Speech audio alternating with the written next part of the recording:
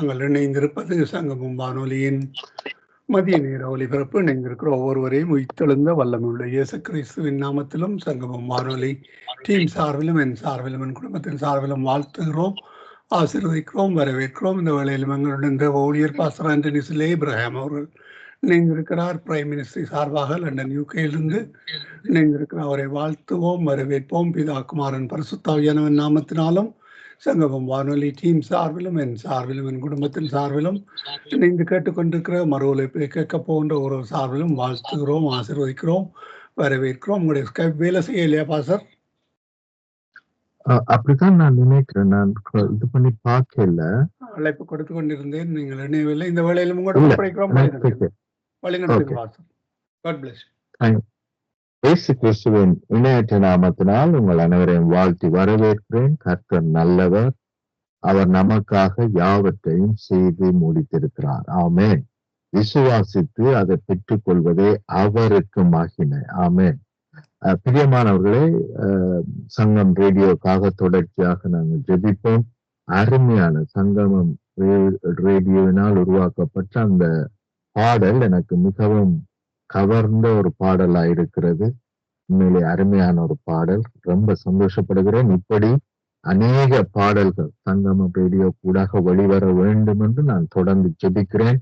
மாத்திரமல்ல, எல்லாரையும் அன்போடு கேட்டுக்கொள்கிறேன். உலகத்தை ரீச் பண்ணுகிற எந்த மினிஸ்ட்ரியா இருந்தாலும் அதற்கு ஜெபம் தேவை இருக்கிறது. நாம் எல்லோரும் ஜெபத்தினால் இந்த ரேடியோவை தாங்க வேண்டியது அவசியம். ஆகவே எல்லோரும் ஜெபித்துக் கொள்ளுங்கள். இதனூடாக தேவன் விடுதலையாக்குறார், ரட்சிக்கிறார், சுகமாக்குறார்.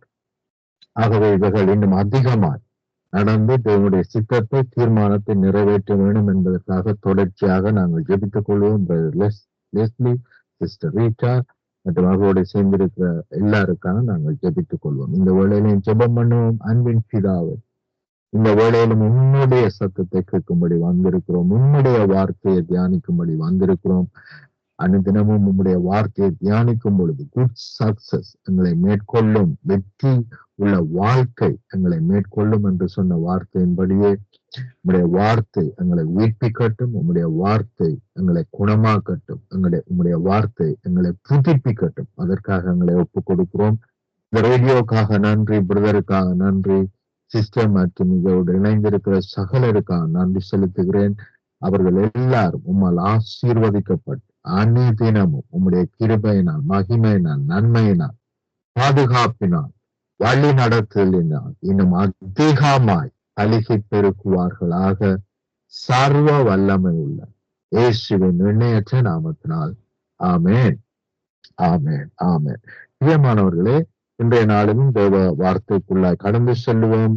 சங்கீதம் 34:8 இப்படியாக சொல்லுகிறது: கர்த்தர் நல்லவர் என்பதை ருசித்து பாருங்கள், அவர் மேல் நம்பிக்கையாயிருக்கிற மனுஷன் பாக்கியவான். கவனியுங்கள், இங்கே நம்பிக்கையை குறித்து கூறப்படுகிறது, நம்முடைய கிரியை அல்ல. நம்பிக்கை என்று வரும் பொழுது இன்னொருவர் செய்து முடித்ததை நம்புவது. நம்முடைய கிரியை நாங்கள் நம்ப வேண்டிய அவசியம் இல்லை.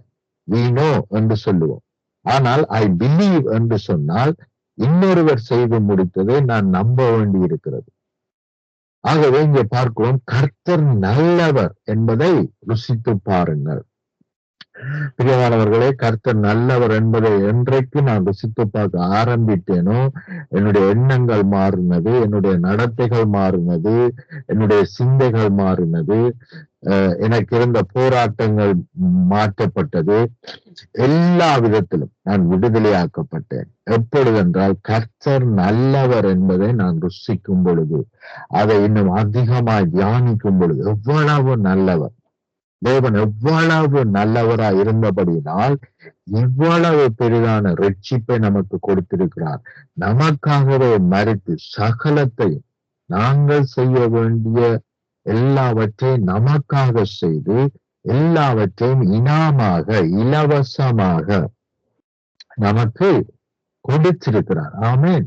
அப்ப கர்த்தர் எவ்வளவு நல்லவர் என்பதை நாங்கள் ருசித்து பார்க்கும் பொழுதுதான் நம்முடைய வாழ்க்கை மாறுகிறது. அநேக வேளைகளிலே நாங்கள் பழைய ஏற்பாட்டை வாசித்து தவறாக நினைக்கிறோம். ஆண்டவர் தான் எல்லா பிரச்சனையும் நம்முடைய வாழ்க்கையில கொண்டு வருகிறார் அல்லது அனுமதிக்கிறார் என்று நாங்கள் நினைக்கிறோம்.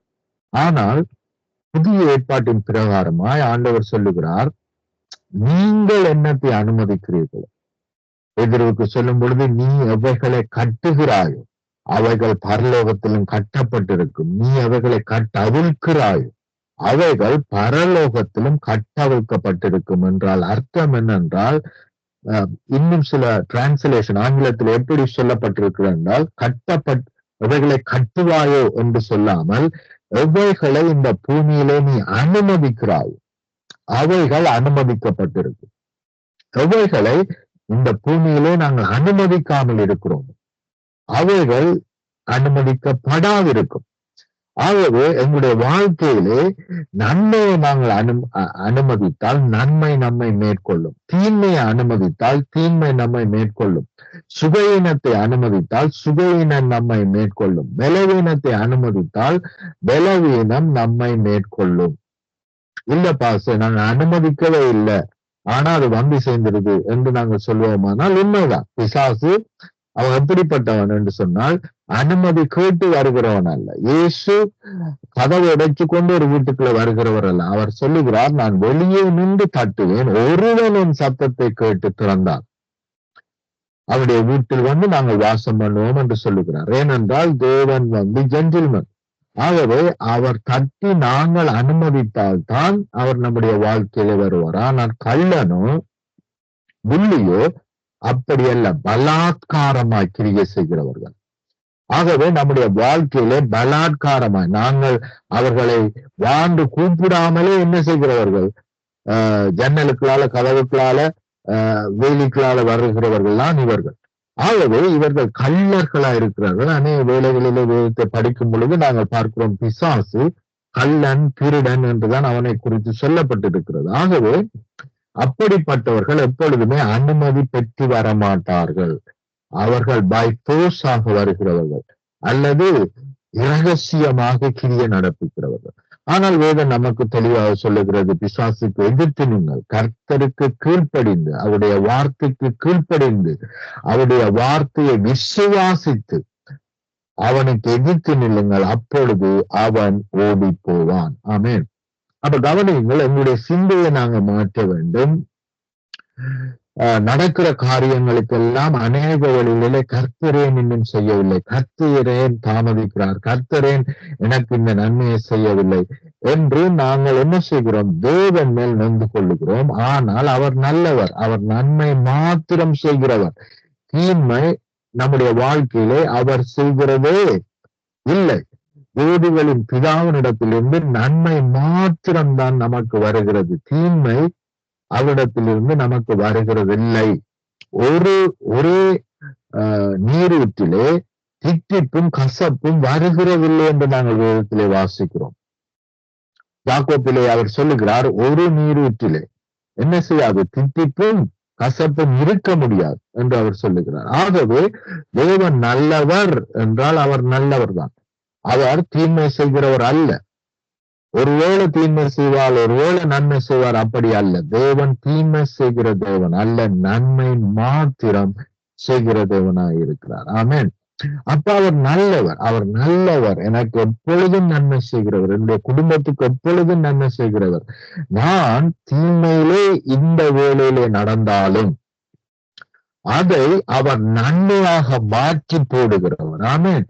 என்னுடைய வாழ்க்கையிலே சில பகுதிகளிலே தீமை இருந்தாலும் அல்லது நோய் இருந்தாலும் பலவீனம் இருந்தாலும் அல்லது பாவம் செய்யக்கூடிய சில பலவீனங்கள் எனக்குள்ள இருந்தாலும் அவைகளை நன்மையாக, அவைகளை அழித்து நம்மை மேன்மையாக மாற்றுகிறவர். நாங்கள் பார்க்கிறோம், எனக்குள்ளே பலவீனம் இருக்கிறது ஆண்டவரே, எனக்குள்ளே பலவீனம் இருக்கிறது என்று போல் ஜெபிக்கிறார். அப்படி ஜெபிக்கும் பொழுது தேவன் சொல்லுகிறார், என்னுடைய பலன் உன்னுடைய பலவீனத்திலே பூரணமாய் விளங்கும் என்று சொன்னால், அவருடைய பலன் வந்து நம்முடைய பலவீனத்தை அழித்து போடும் என்று சொல்லுகிறாரே அல்லாமல், இந்த பலவீனத்துல இப்படியே வாழ்றதுக்கு ஆண்டவர் கிருபை செய்வார் என்பதாக வசனம் சொல்லவில்லை. என்னுடைய பலன், புரியுதுங்களா? ஆனா நாம தவறா புரிஞ்சிருக்கிறோம். அனைவர் என்ன நினைக்கிறாங்கன்னு சொன்னா, தேவன் அக்கினிகளால நடக்கப்படி நம்மை அனுமதிப்பார். அனுமதிச்சுட்டு நாங்க அப்படி வேகிக்கெல்லாம் போகும் பொழுதும் அவர் நம்மோட அவரும் வேகிக் கொண்டு வருவார் என்ற மாதிரி நாங்க நினைக்கிறோம். அல்லது இந்த வெக்கையை, இந்த அனலை தாங்கத்தக்க சக்தி அவர் தருவார் என்று நினைக்கிறோம். தவறு. அந்த அக்கினி தேவனால் உருவாக்கப்படவில்லை, பிசாசினால் உருவாக்கப்பட்டது. சாத்ராக் மேஷாக் ஆபேத்நேகோவை பற்றி நாங்கள் படிக்கும் பொழுது நாங்கள் பார்க்கிறோம், எதிரிகள் இந்த அக்கினியை உருவாக்குறார்கள். ஆனால் அந்த அக்கினி அவர்களை பற்றி பிடிக்கவில்லை, அவர்களை தொடவே இல்லை. பக்கத்தில் இருக்கிறவனே அதை என்ன செய்யுது? பக்கத்தில் இருக்கிறவனை கூட அழிக்கக்கூடிய அந்த அக்கினி என்ன செய்யல? இவங்களை தொடக்கூட இல்லை. அந்த நெருப்பினால வருகிற அந்த சுத்த மனம் அல்லது நெருப்பின் மனம் அது கூட அவங்கள காணப்படவில்லை. அப்ப எப்படியாக தேவன் எங்களை பாதுகாக்கிறார்? ஹல்லேலூயா, ஆமென்.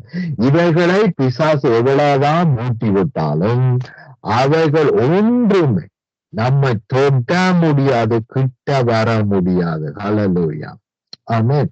அப்ப தேவன் அக்கினியை அனுப்பவில்லை.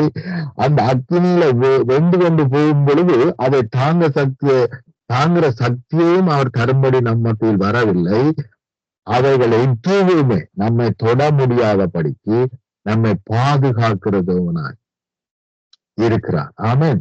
தூரத்திலிருந்து கிரியை செய்யாமல் கவனிங்கள். சாத்ராக் மேஷாக் ஆபேத்நேகோ அக்கினியின் வழியாக போகும் பொழுது அவரே அவர்கள் மத்தியிலே இருந்து பாதுகாத்தார். ஹல்லேலூயா, அதுதான் நம்முடைய தேவன். ஆமென்.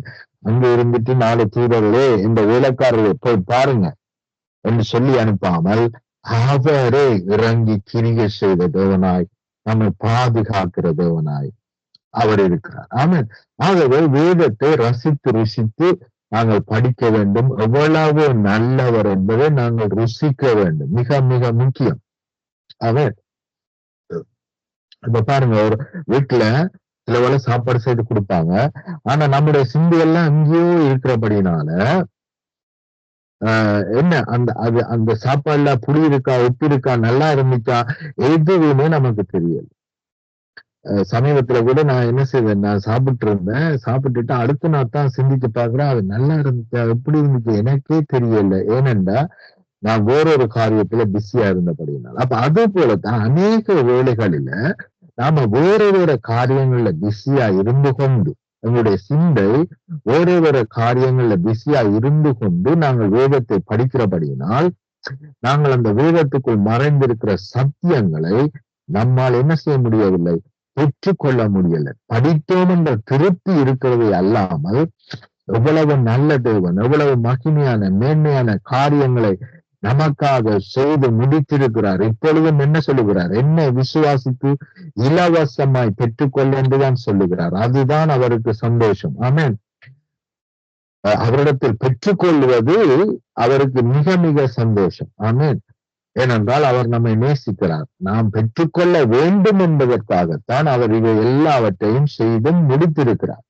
என்ன எப்ப பார்த்தாலும் என்னை கேட்டுட்டு இருப்பியா, எப்போ பார்த்தாலும் நான் உன்னை ஆசீர்வதிச்சு கொண்டு இருக்கணுமா என்கிறவர் நம்முடைய தகப்பன் அல்ல. அது ஒருவேளை பூமிக்குரிய தகப்பனாக இருக்கலாம். ஆனால் தேவன் அப்படிப்பட்டவர் அல்ல. ஆமென். இன்னும் சில வசனங்களை நான் உங்களுக்கு வாசிக்கிறேன். சங்கீதம் 100வது சங்கீதம் 5வது வசனம். கர்த்தர் நல்லவர், அவருடைய கிருபை என்றென்றைக்கு. ஆமென்.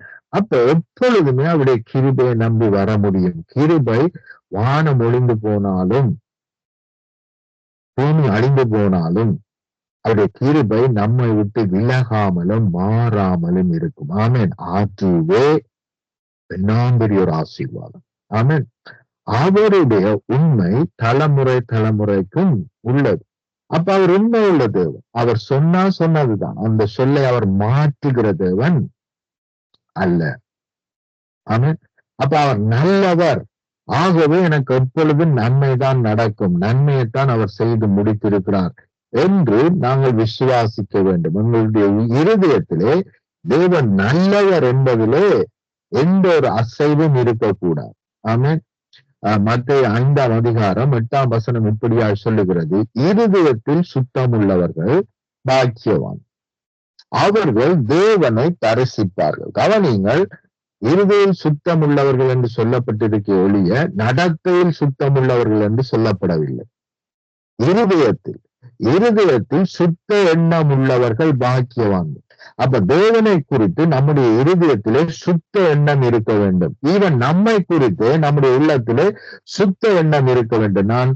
நான் பரிசுத்தவான், தேவன் என்னை தன்னுடைய பிள்ளையாக்கி இருக்கிறார், தேவனுடைய எல்லா நன்மைக்கும் என்னை சொந்தக்காரனாக்கி இருக்கிறார், தேவன் எனக்கு பரிபூரண சுகத்தை கொடுத்திருக்கிறார், தேவன் என்னை போக்கிலும் வரத்திலும் பாதுகாக்கிறவராய் இருக்கிறார், தேவன் என்னோடு இருந்து என் மூலமாய் பேசுகிறார், தேவன் ரகசியங்களை வெளிப்படுத்துகிறார்.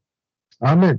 தேவன் ரகசியங்களை வெளிப்படுத்துவதற்கு காரணம் இருக்கிறது. ஏனென்றால் அதை நாங்கள் பேச வேண்டும், அதை நாங்கள் தீர்க்க தரிசனமாய் உரைக்க வேண்டும். அப்பொழுது அவைகள் இந்த தேசத்தை மேற்கொள்ள முடியும். நன்மையான காரியங்கள், தீமையான காரியங்களை அவர் வெளிப்படுத்தி இருப்பாரானால் அவற்றுக்கு விரோதமாக இப்படியாக சத்துரு தீர்மானம் பண்ணியிருக்கிறான், திட்டம் பண்ணியிருக்கிறான் என்பதை அவர் நமக்கு வெளிப்படுத்தும் பொழுது அதற்கு விரோதமாக நாங்கள் ஜெபிக்க வேண்டியது, அந்த சத்துருவின் கிரியைகளை நிர்மூலமாக்க வேண்டியது நம்முடைய பொறுப்பாக இருக்கிறது. ஆமென். அப்ப இருதயம் என்று சொன்னால் ஆள் சிந்தை, மேல் சிந்தை, ஆள் சிந்தை. இருதயம் என்று சொன்னால் ஆள் சிந்தை. ஆள் சிந்தையில எப்பொழுதும் சுத்தமான எண்ணம் இருக்க வேண்டும். தேவனை குறித்து, மெயினாக தேவனை குறித்து, எங்களுடைய பிள்ளைகளை குறித்து, குடும்பத்தை குறித்து சுத்த எண்ணம் இருக்க வேண்டும். நமக்கு என்றைக்கு தவறான சிந்தை வருகிறது உங்களுடைய உள்ளத்திலே, அன்றைக்கு அந்த குடும்பம் பாழாய் போய்விடும். அவர்கள் பிள்ளைகள் மேல தவறான எண்ணம் அவர்கள் எண்ணுவார்களானால் அவர்கள் பிள்ளைகளோடு இருக்கிற உறவுகள் எல்லாம் இல்லாமல் போய்விடும். ஆகவே சுத்த உள்ளம் இருக்க வேண்டும். ஆனால் இங்கே பாருங்கள், ஆண்டவர் சொல்லுகிறார், இருதயத்தில் சுத்தமுள்ளவன் பாக்கியவான், அவன் ஆசீர்வதிக்கப்பட்டவன், அவர்கள் தேவனை தரிசிப்பார்கள். அப்ப தேவனை குறித்து எனக்குள்ள சுத்த எண்ணம் இருந்தால்தான் தேவனை நான் தரிசிக்க முடியும். மிகவும் முக்கியம். தேவனை நான் தரிசிக்க முடியும், அவரை பார்க்க முடியும், அவருடைய வார்த்தைகளை பார்க்க முடியும், அவருடைய வார்த்தைகளுடைய சரியான அர்த்தங்களை புரிந்து கொள்ள முடியும். எப்படி என்று சொன்னால், தேவன் எனக்காக சகலத்தையும் நன்மையாய் மாத்திரமே செய்திருக்கிறார் என்று அவரை குறித்து நான் சுத்த எண்ணம் உள்ளவனாய் இருக்க வேண்டும். அநேக வேளைகளிலே நாங்கள் அவரை குறித்து சுத்த எண்ணம் இல்லாதவர்களாய் இருக்கிறோம். அவர் அடிப்பார், அவர் சோதிப்பார், அவர் அனுமதிப்பார், இப்படியெல்லாம் அநேக தவறான எண்ணங்களை நாங்கள் வைத்திருக்கிறோம். இல்லை, தேவன் எந்த தீங்கும் நம்முடைய வாழ்க்கையில அனுமதிப்பதில்லை, சோதிப்பதில்லை. அவர் புதிய உடன்படிக்கையின்படி அவர் நம்மை தண்டிக்கிறதில்லை. forever. அவர் நம்மேல் கோபமாயிருக்கிறதில்லை. forever. அவர் நம்மேல் நம்முடைய பாவங்களை எண்ணுகிறதில்லை. forever. ஏனென்றால் இயேசு கிறிஸ்து நம்முடைய பாவங்களுக்காக முழு பேமெண்ட், காப் பேமெண்ட் அல்ல, முழுவதுமாய் அவர் பே பண்ணி முடித்திருக்கிறபடினால் அவர் இப்பொழுது நம்முடைய பாவங்களை எண்ணுகிற தேவன் அல்ல. இவைகள் எல்லாம் புதிய ஏற்பாட்டின்படி, புதிய உடன்படிக்கையின்படி நம்முடைய வாழ்க்கையிலே நடக்கிற காரியமாய் இருக்கிறது. ஹல்லேலூயா. அப்ப தேவன் கூட பாருங்க எப்படி செயல்படுகிறார் என்று சொன்னால், அவர் தீமையை பார்க்காமல், தீமை எங்கெல்லாம் இருக்கிறதோ அதை கூட அவர் தீமையாய் பார்க்காமல் நன்மையாக பார்க்கிறார். ஏனென்றால் அது மிகவும் அவசியம். ஆதியாகமம் 1ஆம் அதிகாரம் 3ஆம் வசனத்தை நாங்கள் வாசிக்கிறேன். 3, 4 வசனங்களை உங்களுக்கு வாசிக்கிறேன். தேவன் வெளிச்சம் உண்டாவதாக என்றார், வெளிச்சம் உண்டாயிற்று, வெளிச்சம் நல்லது என்று தேவன் கண்டார். வெளிச்சத்தையும் இருளையும் தேவன் வெவ்வேறாக பிரித்தார். கவனியுங்கள் பிரியமானவர்களே, 6 நாட்கள் தேவன் எல்லாவற்றையும் படைக்கிறார். அவர் படைத்த எல்லாவற்றையும் பார்த்து அவர் சொன்ன வார்த்தை என்ன தெரியுமா? நல்லதென்று கண்டார், நல்லதென்று கண்டார், நல்லதென்று கண்டார்.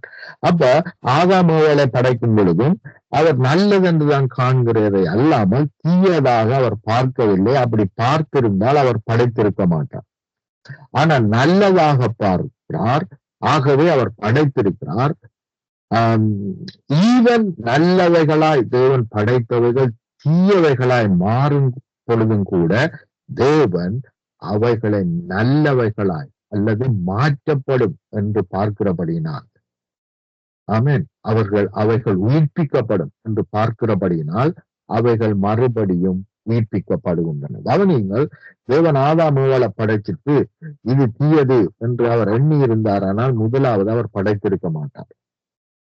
இரண்டாவது, அவர் நல்லதென்று கண்டபடினால் தான் அவர்கள் தீமையிலே விழுந்தாலும் மறுபடியும் அவர்களால் எழுந்திருக்க முடிகிறது. ஆனால் அவர்கள் தேவன் இல்லை, இது தீமை, இது சரிவராது, இது வாய்க்காது, இது நடக்காது என்று நினைத்திருப்பாரானால் அவரிடத்திலே இதை உயிர்ப்பிப்பதற்கான எந்த வல்லமையும் இல்லை என்பதற்குத்தான் அர்த்தம். ஆகவேதான் தேவன் எந்த தீமையும் தீமையாய் பார்க்காமல் அவர் நன்மையாக பார்க்கும். அதைத்தான் நாங்கள் என்ன செய்கிறோம்?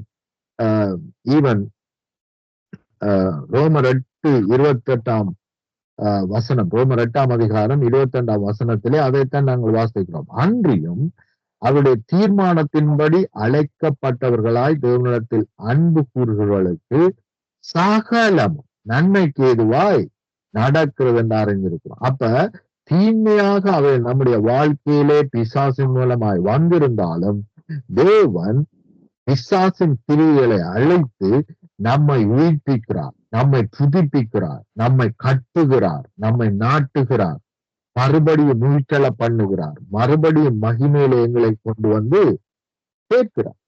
கெட்ட குமாரன் அவன் கெட்ட குமாரனாகவே இருக்கவில்லை. தேவனோடு நல்ல ஒரு குமாரனாய் அவன் இருக்கிறான். சொத்துக்களை, ஆசீர்வாதங்களை பெற்ற பின்பு அவன் கெட்டவனாக மாறுகிறான். ஆனாலும் கவனிங்கள், தேவன் அவனை கைவிடவில்லை. அவனை மறுபடியும் உயிர்ப்பித்து அவரோடு கூட உன்னதங்களிலே உட்கார பண்ணி இருக்கிறார். ஆமென். அப்ப அது போலத்தான் நம்முடைய வாழ்க்கையிலே தேவன் எப்பொழுதும் செயல்படுகிறார், எப்பொழுதும் நமக்கு நன்மை செய்கிறார்.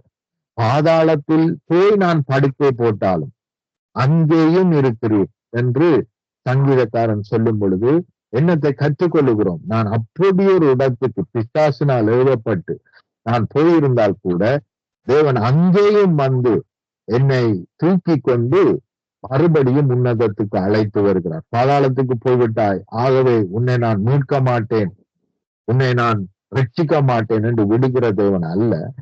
அந்த இடத்திலும் அவர் வந்து என்ன செய்கிறார்? என்னை மறுபடியும் அழைத்து ரட்சித்து தன்னுடைய தோள்களிலே சுமந்து மகிமையான இடத்துக்கு, உன்னதமான இடத்துக்கு என்னை அழைத்து வருகிறார். ஆமென். அப்படிப்பட்ட நல்ல தேவன் நமக்குண்டு. ஆகவே பிரியமானவர்களே, அவர் நல்லவர், அவர் நல்லவர் என்று நாங்கள் பார்க்க ஆரம்பிக்க வேண்டும். அவர் எல்லா தீமையும் நன்மையாக மாற்றி போடுகிற தேவனாயிருக்கிறார். எப்பேற்பட்ட தீமையா இருந்தாலும் சரி நம்முடைய வாழ்க்கையில அவர் எல்லாவற்றையும் அவர் நன்மையாக மாற்றுகிற தேவன். ஆமென். ஆதியாகமம் 50 அதிகாரம் 20வது வசனம் இப்படியாக சொல்லுகிறது, நீங்கள் எனக்கு தீமை செய்ய நினைத்தீர்கள். யோசேப்பு அவனுடைய சகோதரரை பார்த்து சொல்லுகிறான், தேவனோ இப்பொழுது நடந்து வருகிறபடியே வெகு ஜனங்களை உயிரோടെ காக்கும்படி அதை நன்மையாக முடிய பண்ணினார். ஹல்லேலூயா. இன்னொரு விதத்திலே சொன்னால் அந்த சகோதரரை பார்த்து என்ன சொல்லுகிறார்? நீங்கள் பிசாசினால் எழுதப்பட்டு என்னை அழிக்க நினைத்தீர்கள், ஆனால் தேவனோ என்னை காப்பாற்றி என்னை உன்னதத்துக்கு கொண்டு வந்து உன்னதத்திலே என்னை வைத்து எல்லாரையும் ஆசீர்வதிக்கும்படிக்கு என்னை ஆசீர்வாதமான இடத்திலே வைத்திருக்கிறார் என்று அவன் சொல்லுகிறான். அப்ப இப்படியாய்த்தான் தேவன் ஒவ்வொருவருடைய வாழ்க்கையிலையும் செயல்படுகிறார். உங்களுடைய வாழ்க்கையிலே இன்றைய நாளும் எப்பேற்பட்ட தீமை வந்திருந்தாலும் கவலைப்படாதிருங்கள். தேவன் உங்களோடு இருக்கிறார். உங்களுக்கு பண்ணின வாக்குத்தத்தம் உண்மை உள்ளது. நிச்சயமா யோசேப்பை சிறையில் இருந்து தூக்கி உன்னதங்களிலே உட்கார பண்ணினது போல உங்களையும் இந்த சிறை இருப்பில் இருந்து விடுதலையாக்கி உன்னதத்திலே உட்கார பண்ணி இருக்கிறார்.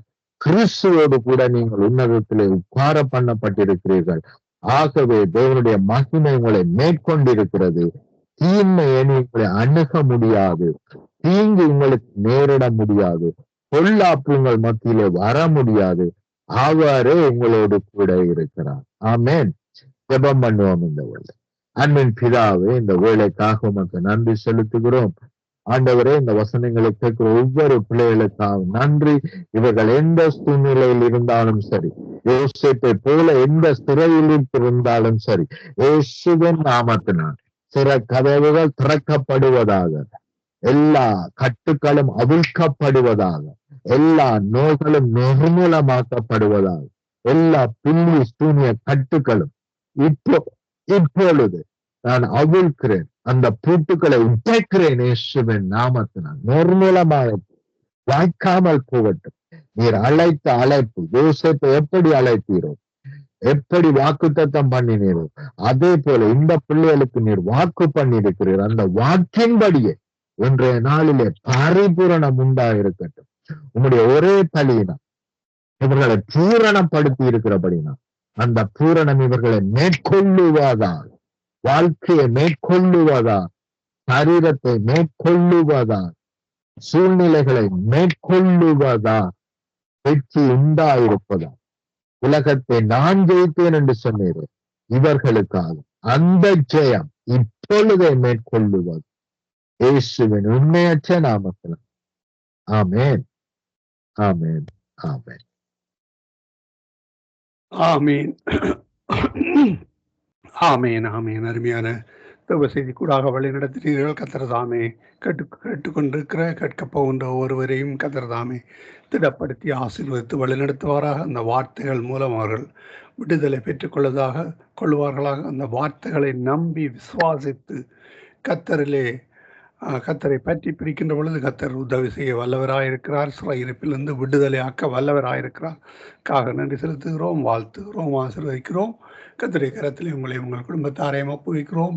கத்தருடைய நாமம் இன்றைய மகிமைப்படுவதாக. கத்தர் கொடுத்த ஞானத்தை, தாளந்துகளை ஆத்தும ஆதாயத்துக்காகவும் கத்தருடைய நாம மகிமைக்காகவும் எடுத்து வருகிற உங்களை உங்கள் குடும்பத்தாரையும் அதே வேளையிலே உங்கள் ஊழியங்களையும் கத்தர் தாமே ஆசீர்வதித்து வழிநடத்துவாராக. வாழ்த்துகிறோம், ஆசீர்வதிக்கிறோம். கத்தருடைய கரத்திலே ஒப்புவிக்கிறோம்.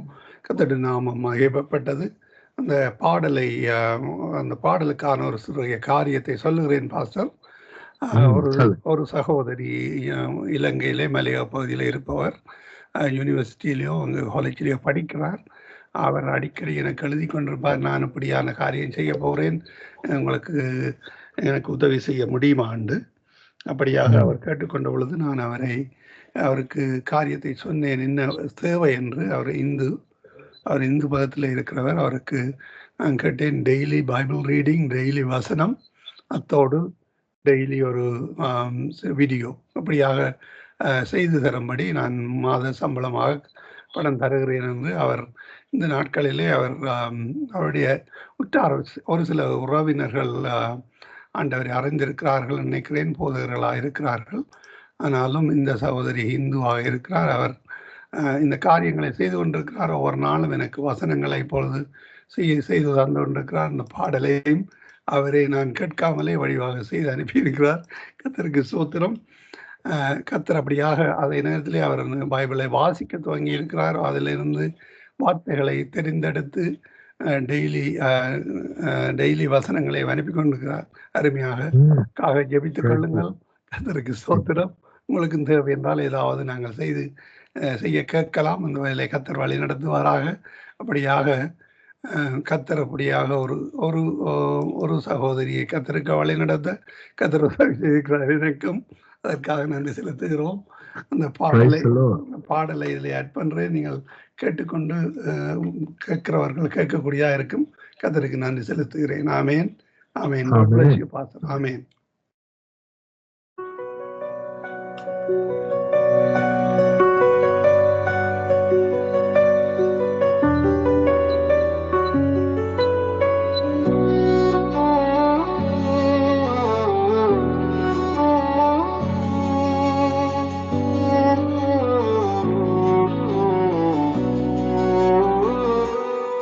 சங்கமம் வானொலியில் ஆசீர்வாதம் வரும் ஒலியில் கிறிஸ்துவின் அன்பு பாடலில் உலகம் முழுதும் ஒளி பரப்பும். இங்கே பேசும் வார்த்தைகள் இதயம் தொடும் ஆசிகள், உங்களை உயர்த்தும் சங்கமம், எப்போதும் மகிழ்ச்சி தரும் சங்கமம். இயேசுவின் பாதமெல்லாம் பாடலில் மலர்களே, இங்கே வாழும் ஒவ்வொரு நொடியும் ஆவியின் ஆசீர்வாதமே.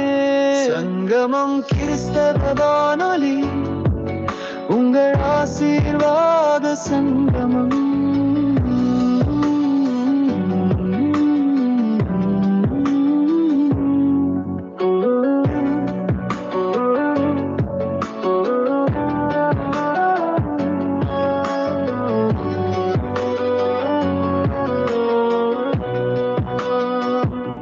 சங்கமம் கிறிஸ்தவ வானொலி, உங்கள் ஆசீர்வாத சங்கமம்.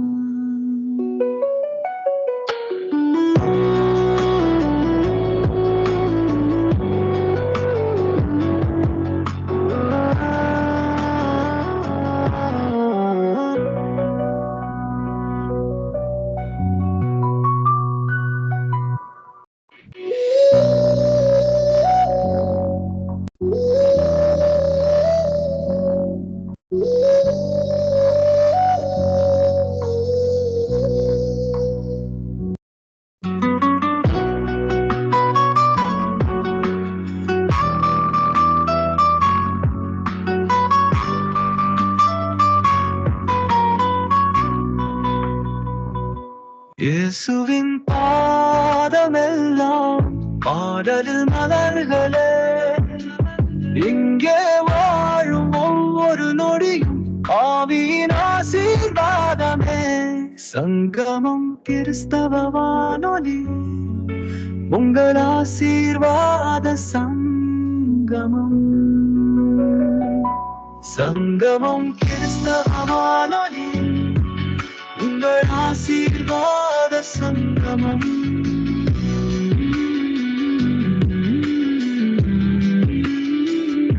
சங்கமம் கிறிஸ்தவ வானொலி, உங்கள் ஆசீர்வாத சங்கமம்.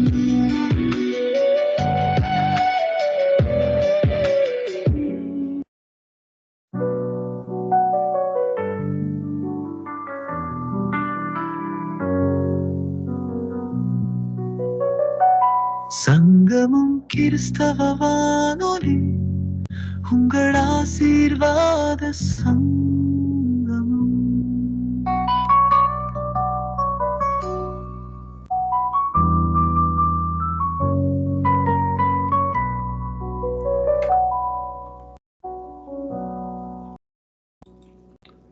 ஆமீன், ஆமீன். அருமையாக பாடி அனுப்பி தந்து அதை அடுத்து வந்த சகோதரனையும் சகோதரியும் கர்த்தர் தாமே ஆசீர்வதித்து வழி நடத்துவாராக. கர்த்தருடைய கரத்திலே அவர்களை ஒப்புவிப்போம். ஆமேன், ஆமென். Super song, super song. ஆமேன். கர்த்தருக்கு ஸ்தோத்திரம். அவர்களை இயற்றி அவர்களை பாடி அவர்களை அனுப்பி இருக்கிறார்கள். கர்த்தருடைய ஆசீர்வாதம் அவர்களோடு தங்குவதாக. ஆமேன்.